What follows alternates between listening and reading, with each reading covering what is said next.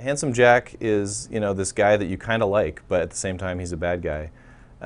We've all seen characters like this that they have a lot of power and they're really suave and really cool, but at the same time you kind of fundamentally know that they're evil. And so we tried to give him this really attractive manly face with the long chin, and at the same time there's just something a little wrong with him when you look at it. And so you sort of know that underneath there's going to be something a little off.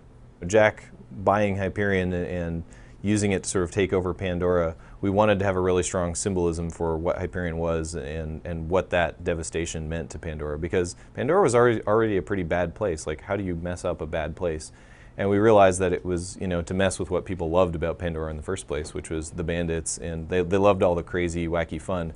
And so really the visual language for Hyperion became straight and plain, and that's not fun, right? Like, straight lines are boring. We really tried to make that style really conflict with all the crazy, junky, bandity stuff that you were used to from the first game. So, for example, might have a janky little bandit town with fun signs and crazy skills, and they've, Hyperion has just come in and paved the place and painted it yellow, and so you're just sort of like, damn, you wrecked it, And so that way he still is the bad guy, even though he's killing the bad guys.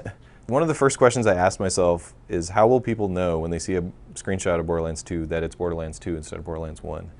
And once I knew Jack was going to be this huge sort of industrial millionaire, I knew I needed him to do something really big to Pandora that we didn't like. And the moon was ever present in Pandora because of the way our day and night cycle works in the game.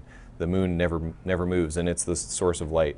And so I wanted him to sort of blot that out by putting his giant Hyperion H right in front of it.